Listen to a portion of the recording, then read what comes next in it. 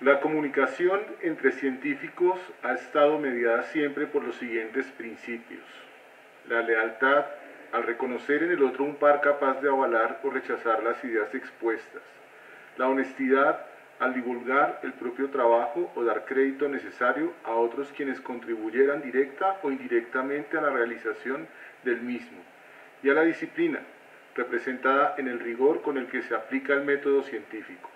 Estos principios permiten consolidar una comunidad que se nutre mutuamente de los nuevos hallazgos y las nuevas teorías, haciendo de la ciencia un camino sin acabar, puesto que por cada pregunta resuelta aparecen cientos por resolver, lo que en consecuencia hace que la comunidad se incremente, convirtiéndose en un grupo universal capaz de reconocer el mismo lenguaje.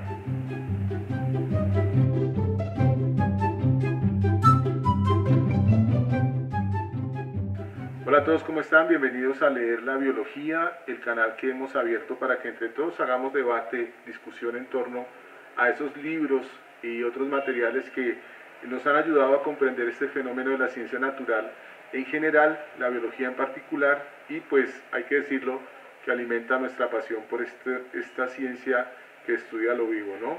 Hoy los invito a que veamos este material, se llama El artículo científico, pautas para su elaboración. Fue escrito por mí, Gustavo Laverde Sánchez, en el año 2012, octubre, y publicado en una colección de la Corporación ICES en Bogotá, denominada Cuadernos de Investigación Formativa. En este pequeño material, pues lo que se dan son las pautas para la elaboración de artículos dirigidos a estudiantes, ¿cierto?, que tienen como propósito, pues, presentar en su opción de grado un documento que divulgue el trabajo que han realizado a lo largo, pues, de su proceso de investigación formativa. No tiene muchas pretensiones, sin embargo lo refiero hoy porque me parece que es importante regresar o retomar esta discusión sobre la divulgación científica y los mecanismos que han venido imperando a lo largo del tiempo, digamos, para que los científicos puedan dar a conocer sus ideas y que se enmarquen en el escenario del debate o de la discusión académica formal, ¿no?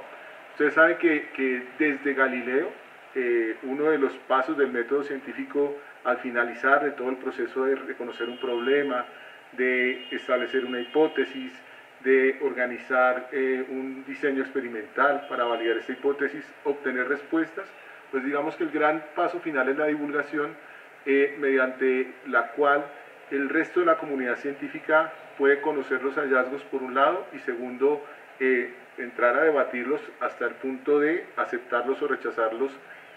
Siempre esa aceptación, también hay que decirlo, es momentánea o es transicional mientras se descubre otra manera de explicar los fenómenos que nos interesan, ¿no?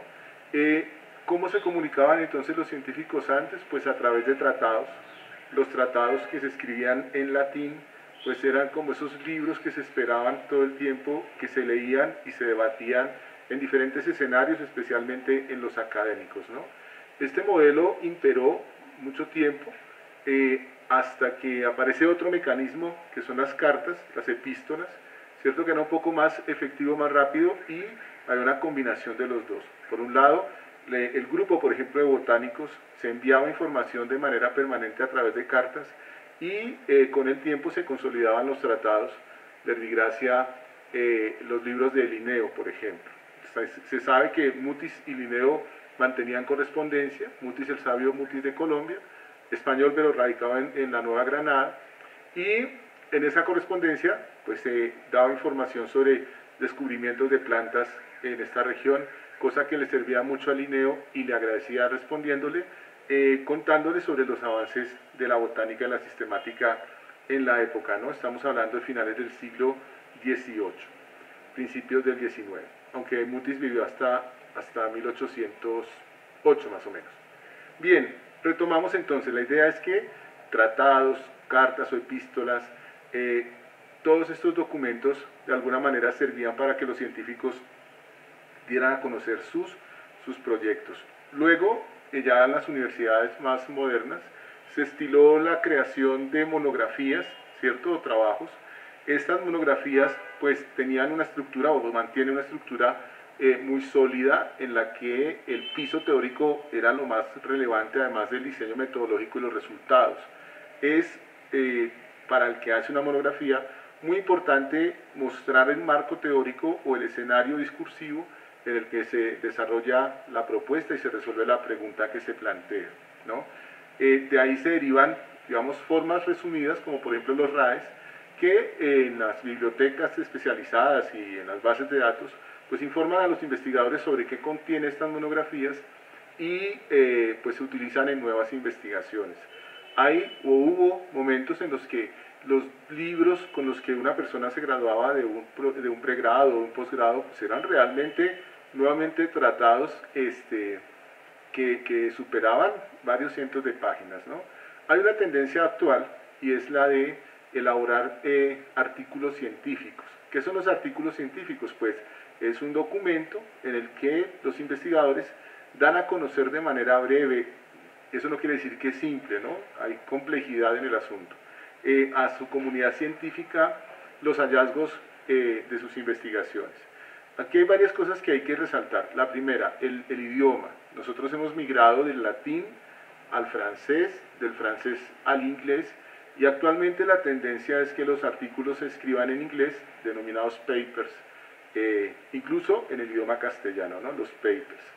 Dos, lo sintético, la síntesis, es la palabra que quería. Digamos, el discurso que acompaña los planteamientos, pues se dan por hechos porque se supone que el artículo está dirigido a una población que conoce del discurso y a la cual no habría que definirle los conceptos. En este caso se da por hecho que hay un marco teórico que obviamente respalda las discusiones, pero no se muestra demasiado extenso porque se da por hecho, como digo, que el lector pues ya es conocedor de ese marco teórico que respalda el trabajo, ¿no? Eso pues da una ganancia en hojas, sin embargo, en páginas quiero decir.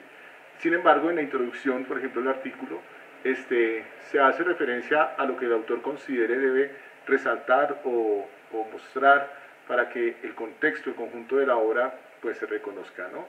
Eso pues ha permitido que haya una explosión de textos y que hoy día las bases de datos como redalic.org, por ejemplo, o Cielo, o Dialnet, u otras, tengan una cantidad impresionante de productos que son muy consultados y utilizados por diferentes investigadores, incluyendo estos que están en formación, como los estudiantes de los pregrados y posgrados, que ya son investigadores formales, ¿no? Bien, la estructura del artículo depende mucho de las revistas que los convocan, pero hay acuerdos. Uno de ellos, por ejemplo, el título. El título del artículo debe ser un micro resumen y debe ser específico en cuanto a la información que da, porque es lo que leen los que hacen la consulta. ¿Qué hace la consulta? Lee el título debe tener generalmente un qué se va a hacer, con quién se va a hacer, dónde se va a hacer, ¿cierto? Y otros datos pues relevantes. Luego tenemos la identificación de los investigadores. Luego tenemos un resumen que se hace en el idioma en el que se escribe el artículo, en nuestro caso español, y con una traducción al inglés, lo mismo que las palabras clave o keywords, que son palabras que se utilizan para alimentar los buscadores o las bases de datos para que el artículo emerja a la hora que un investigador esté buscando información, ¿cierto? Luego tenemos la introducción. En esa introducción, como ya dije, hay una presentación breve de lo que se trata el artículo, más algunos componentes teóricos y un esbozo de la situación problemática que se quiere resolver con el artículo o con el texto. A veces se hace la pregunta problema, a veces no. Pero sí debe quedar claro al lector de qué se trata este documento y cuál es la intención sobre el problema que se tiene a la hora de plantear la investigación o el proceso de investigación que se redacta en el texto, ¿no? Después tenemos el diseño metodológico, materiales y métodos. Pero antes, si la extensión de esa introducción o esa reflexión teórica es alta, se deben utilizar subtítulos para darle, digamos, la posibilidad al lector de elegir si hace o no esa parte de la lectura, ¿no? Luego en el diseño metodológico se presentan los diseños, los materiales, los métodos y los resultados y su discusión. Aquí hay que decir una cosa, y es que el artículo científico cobra valor es porque da cuenta rápida de lo que se hizo, cómo se hizo y cuál fue el problema que se discutió, ¿cierto? Entonces, digamos que el lector del artículo lo que busca es cuál fue el problema, cómo lo resolvieron y cuáles fueron los resultados, obviamente con todo el rigor de la disciplina y todos los métodos que son reconocidos por la comunidad científica. Al finalizar se hacen unas conclusiones, se hacen unas recomendaciones, unas bibliografías o referencias que se utilizaron para la elaboración del artículo y agradecimientos y algunos anexos que se puedan considerar. ¿Cuál es la extensión de un artículo científico? Puede ser, como dice Benedetti, una obra de tomo y lomo o apenas un par de versos siquiera. Dice, hay obras inmortales que son de tomo y lomo y hay otras que lo son con un par de versos siquiera. ¿Qué quiero decir con eso? Lo que el artículo demande. Es normal encontrar artículos de 10 páginas, de 15 páginas, de 8 páginas, pero también también encontramos artículos de 30, 40 páginas, dependiendo también el tipo de artículo que sea, porque hay artículos de reflexión, artículos de, digamos, información de avances y artículos ya que informan los productos finales de una investigación, ¿no? Siento yo que la intención o la tendencia del mercado científico es a fortalecer este tipo de materiales, ¿no? Por último, al principio se publicaban en revistas, hay todo un sistema de revistas indexadas en Colombia, por ejemplo, que se les reconoce ciertas categorías a través del Ministerio de Ciencia y Tecnología, lo que antes llamábamos Colciencias, pero la tendencia es también a hacer publicaciones digitales, o sea, las revistas ya no son en papel, sino digitales y están guardados en repositorios o en bases de datos públicas. Entonces, como dije hace un rato, el artículo realmente es una oportunidad para tener información sobre los procesos investigativos que vayamos a iniciar o que estemos adelantando. Bien, hasta ahí la información de hoy. Lamento tener que hacer un esbozo sobre un trabajo que yo hiciera hace un tiempo, pero es muy útil para, en este momento, mis estudiantes y yo sé que para algunos que están buscando información sobre los artículos. Gracias por estar ahí, no olviden suscribirse y nos vemos en una nueva edición de Leer la Biología.